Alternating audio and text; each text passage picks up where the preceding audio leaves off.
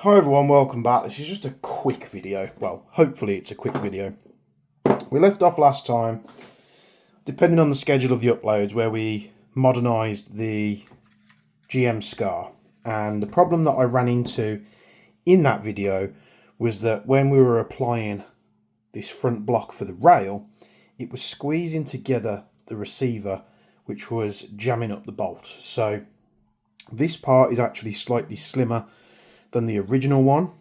So all I've done is I've 3D printed, designed and 3D printed these little shims that should hopefully give us the exact same dimension as the original part. Now, I think the original part's roughly 33 mil. This one was coming in at like 31 point something, I can't quite remember.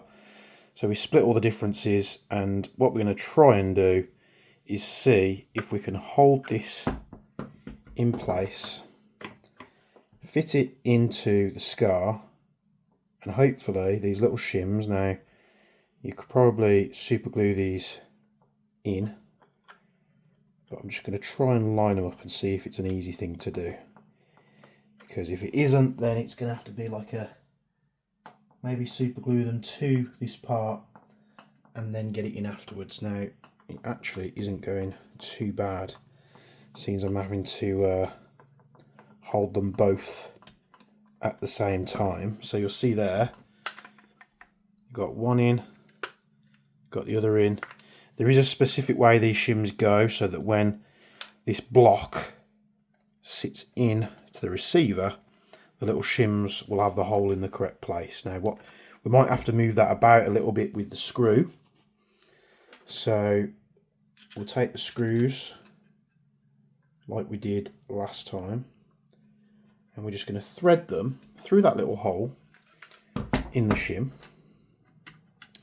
And this is a very specific little part that if it works, what I'm going to do is I'm just going to upload the STLs so it's free of charge. And if you've got one of these GM Scars and you're trying to fit your MREX PTS rail, but you're having the same issue,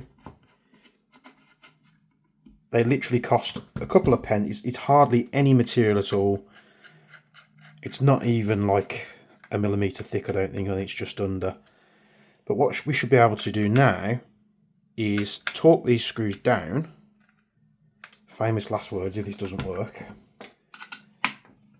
To have our rail nice and tight. But now the bolt still moves freely. So all we've done is we've spaced out this a little bit so we can torque this down without the receiver pinching together.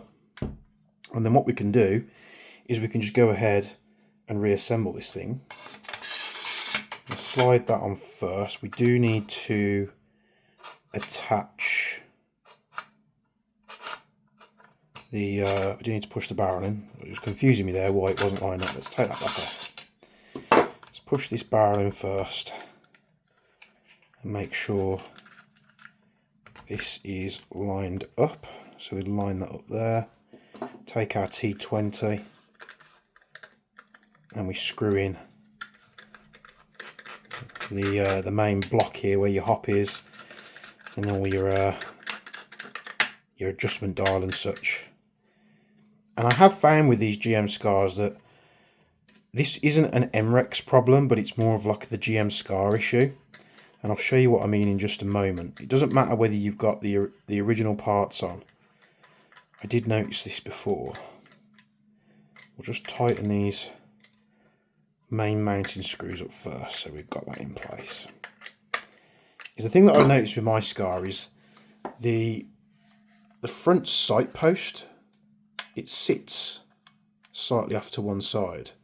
Now I don't know whether that's a Scar thing, but you can see, well, to my eyeballs it's definitely twisted, so it's slightly twisted clockwise. So I'm not really sure what's really going on there, whether it's a oh, I've just managed to push it back, I think. So yeah, if yours does it, I think it's just slightly loose, either the gas block or in here. and just pushing it like that, it has made it a lot more central. So just keep an eye out on that. I noticed it and it was bothering me. Probably could do with going back a little bit the other way. Try and do it very carefully. But it's not the point of the video, so let's crack on with it. We could take our MREX, slide that over the receiver now. This should all line up properly. Take our 2 mounting screws, if I remember which one's which. I think these are all the same. 3mm Allen key. We'll loosely put that one and that one in place, then we'll torque down. In fact, before we torque that down, we want to make sure that the side one's going nice and straight as well. So put that one in, and then we can put this one in.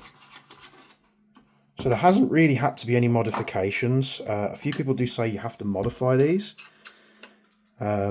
Maybe they're talking about that sort of width difference, but this little 3D printed shim, you know, you could make this out of, you could use washers. If you've got washers handy and you want to use washers, that would work as well.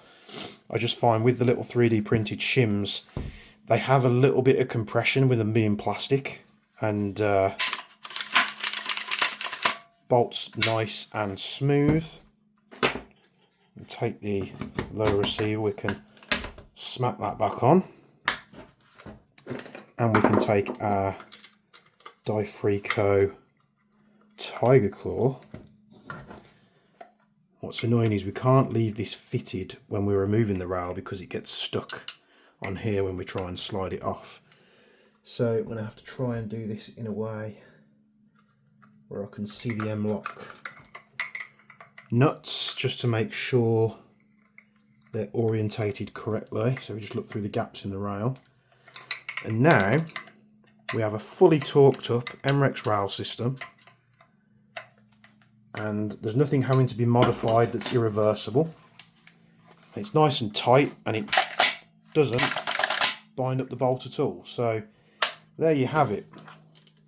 I thought while I'm doing it, I'll do a quick video explaining what I'm doing, and then what I'm going to do, hopefully by the time this video goes live, I'll just put the STL files uploaded to one of these sites. All I'll say is I'll be posting the links and everything for that if you want to get these little shims, where you can print them yourself free of charge. I'll be putting that in the Jaeger Precision Discord, so make sure to check that out. You can find the link in the description. Like the video, subscribe to the channel. More hints and tips as and when I find them. A lot of you did mention in the last video on the Scar that you weren't, with it being modernised, you weren't fans of the older EOTech, but the EOTech is such a good optic. Do I have anything that's a little bit more modern? Perhaps, but off the top of my head close by, probably not. I know I had a couple of Hollisons knocking around. I did pick up one of these cheaper aim points, but what I find with this being a cheaper replica, the actual bar here sits too proud, so it rocks on the rail, like you see that there, so you can't actually fit it properly. But I'll find something a little bit more up to date with that. Until I do that, I'm just going to run this because the EOTechs are very good sites. I've tried to get, we reviewed that the very cheap version of the EOTech, which comes under the Holy Warrior brand. Everyone's not really sure if that's the case, but came with a magnifier. I ordered both a Holy Warrior S1 EXPS3, and I ordered, they do like an extreme version, which is meant to be a real holographic sight, which is like £300–400. I ordered that as well, both of which have been unable to come into the UK. Both got turned away twice at customs, to which, you know, the way it came through, I ordered them from Holy Warrior. I think I ordered them through AliExpress. They just came up as undeliverable, so I'm not really sure what's going on there. So would have been nice to get them, because I wanted to do a video where I compared the cheap version, the S1, and the extreme version, but unfortunately I can't do that. So like the video, comment down below, subscribe to the channel if you can, and as always, from me and Bench, we'll be seeing you in the next one.